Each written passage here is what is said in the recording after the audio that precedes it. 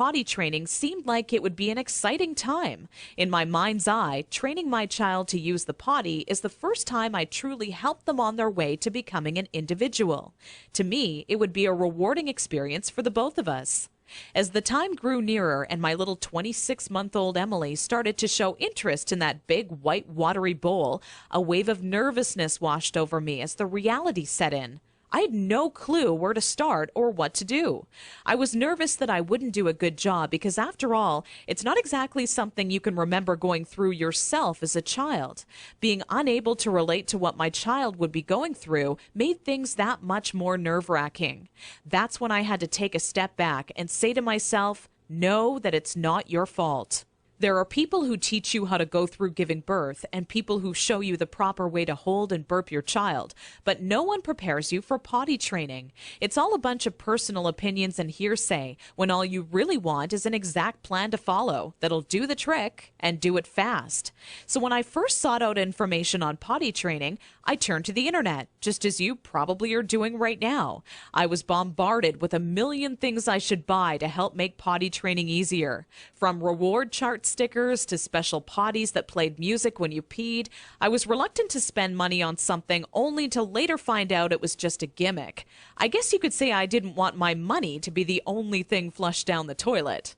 Like you probably already have, I started to notice pull-up diapers becoming more and more popular with parents, and that's when I started to see a common trend between children in my daycare. The boys and girls who were potty trained the fastest were the ones whose parents never trained them with pull-up diapers. After months of seeing this occur time and time again, I was convinced pull-up diapers simply don't work. If there's one thing I refused to do when potty training my daughter Emily, it was putting her in pull-up diapers. But I had to ask myself why so many parents are getting aboard the pull-ups bandwagon. Now, understand that the diaper business is a multi-billion-dollar industry.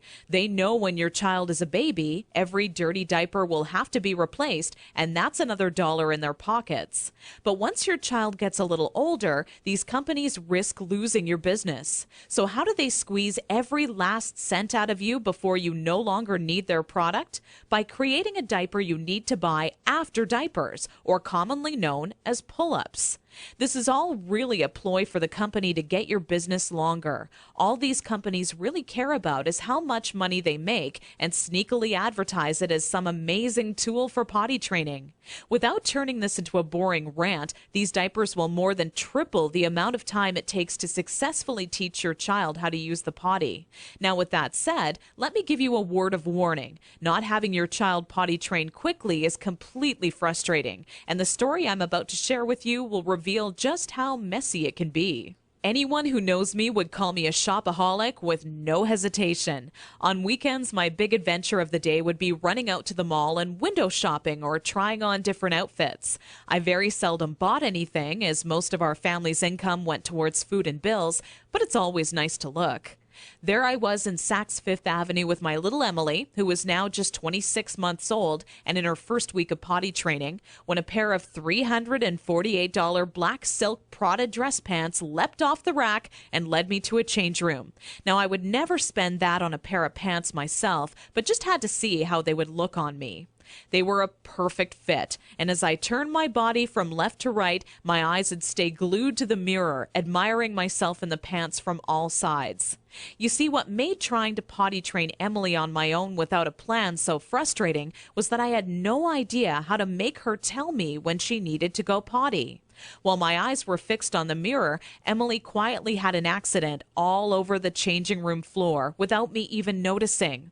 I unbuttoned the pair of Prada pants and immediately wished life had an undo button as I watched them fall down in the puddle of pee surrounding the change room floor. Needless to say, not knowing exactly how to potty train my child ended up costing me not just $348 on a new pair of pee-soaked pants, but total and utter embarrassment. I will admit, at that point, all I wanted to do was cry. Instead, I used my pain to light a fire within me and decided to find out exactly how to quickly potty train any child so Emily would never have an accident in public again. With my newly found motivation and stumbling upon my discovery between parents who used pull-ups compared to those who didn't, I knew that my daycare created the perfect setting to experiment with what actually works when potty training and what doesn't. What clicked in my mind one day is that for years, potty training had been one big puzzle. You know how the picture will look in the end, a potty-trained child, but have such a hard time solving the puzzle because you're not sure what pieces are needed or how they fit together. For the next 3 months with Emily, I tried every possible tip, trick, and method out there. During this time, I faced countless accidents, and it easily became the most challenging, frustrating, and embarrassing time in my career as a mother. It wasn't until Emily reached 29 months old she became fully potty trained.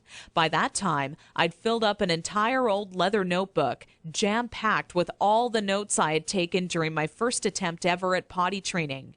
In addition to my own findings, I was receiving input and feedback from nearly all the parents whose children attended my daycare.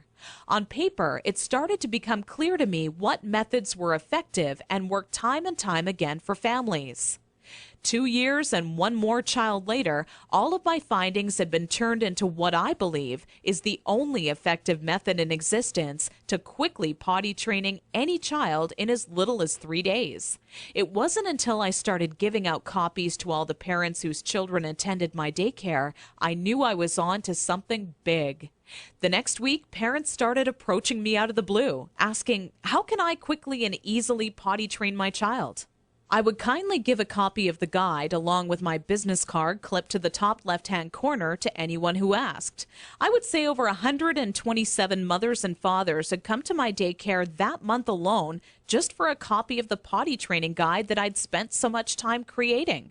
When I would walk into my office in the morning, there'd be a minimum of 37 messages on my answering machine waiting there for me. I was getting phone calls from people either thanking me for helping them train their child in under a week or who heard about my guide from a friend or family member and wanted